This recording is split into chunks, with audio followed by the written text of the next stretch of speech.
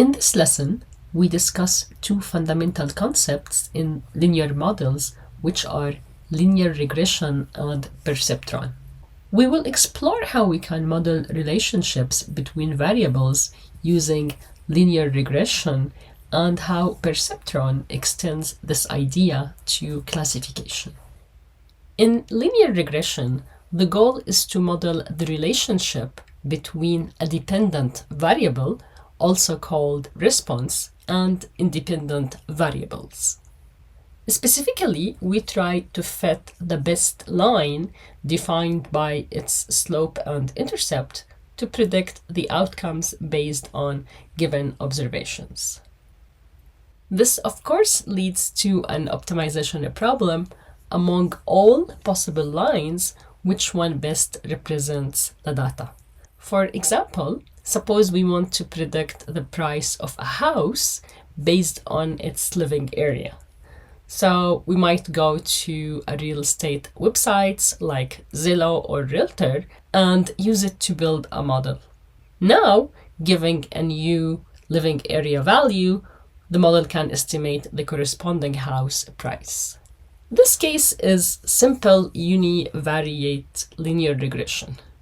But in practice, we can have larger number of independent variables.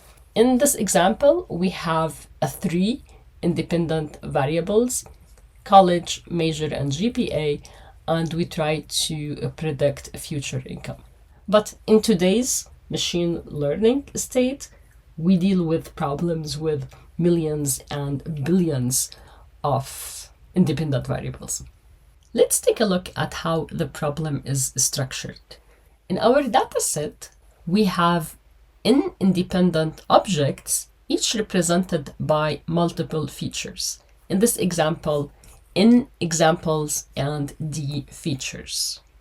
The dependent variable y represents the outcome, and the independent variable x represent the features. So our goal is to model the relationship between the two.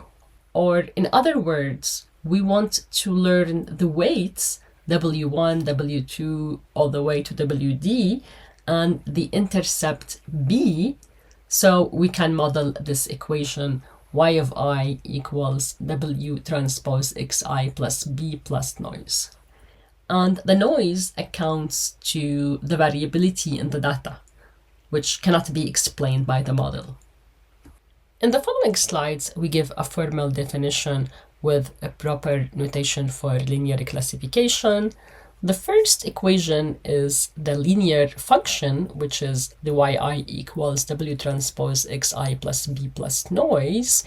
And we're trying to learn the unknown parameters, which are the W and the B. Each data point in the dataset represented by xi, yi, and the yi can be a class label for the discrete case, and it can be a real number for regression.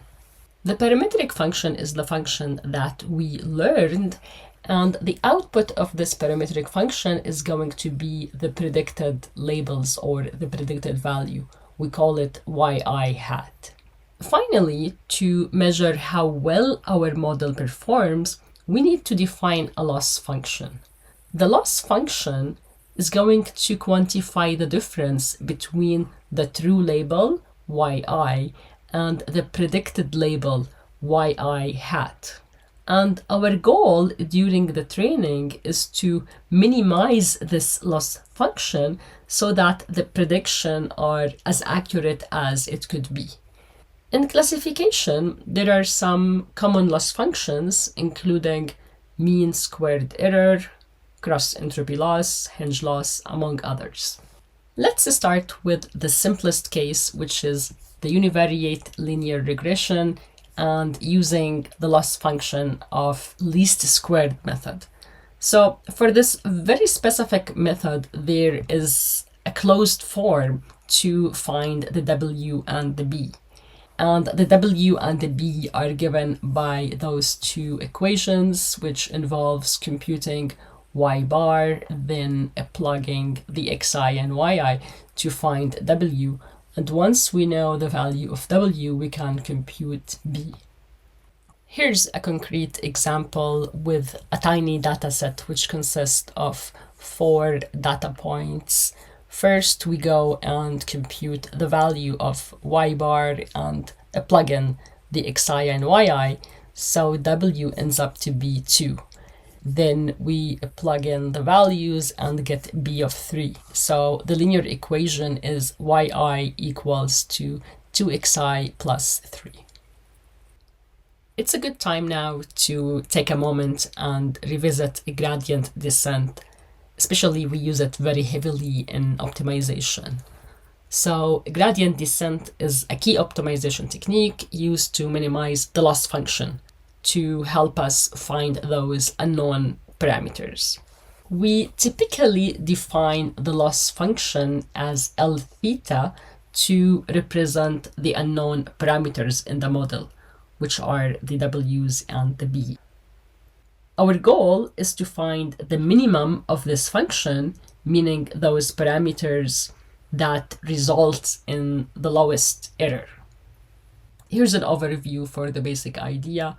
To compute the gradient or slope of a loss function at the current parameter values, we move in the opposite direction of the gradient, since the gradient points towards increasing values. Then we repeat this process until we reach a minimum or get close enough. And as you may already know from calculus or previous experiences, that the trickiest part in gradient descent is determining the learning rate, which is going to determine how much we adjust the step size in each iteration. Because if the step size is too large, we might overshoot the minimum and fail to converge. But if the step size is too small, then the learning is going to be slow and we might end up in a local minima.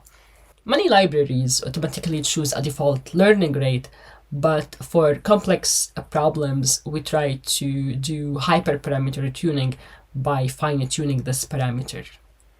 In this visualization, I want to show you that in real-world scenarios, the loss function is not nicely drawn as in the visualizations that you see. This means we can have multiple local minima and finding the absolute lowest point can be very challenging. Perceptron is an early machine learning for binary classification or two-class problems like spam, not spam, positive, negative, and so on. The goal here is to find this decision boundary that separates the two classes. In other words, the goal is to adjust the weight vector based on these prediction errors.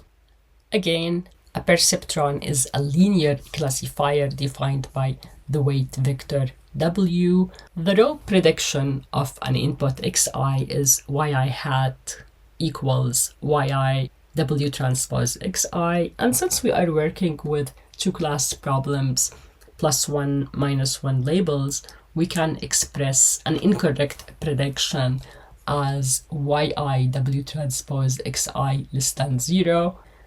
M of W is the set of points which the prediction is incorrect, and this is the loss function given by E of W equals the sum of yi W transpose xi.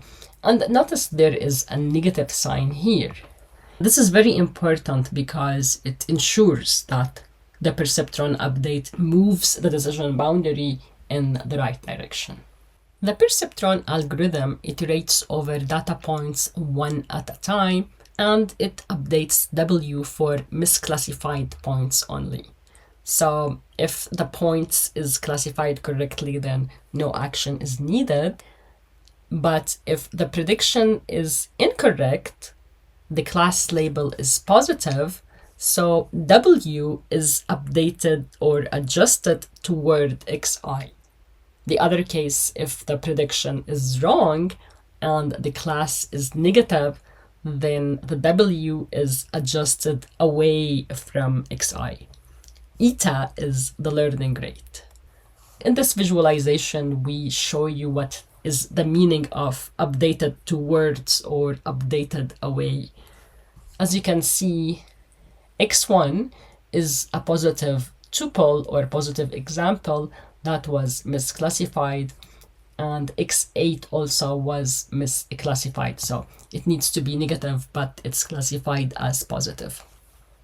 So as you can see in the solution, we updated the W, or the decision boundary, towards x1 and away from x8.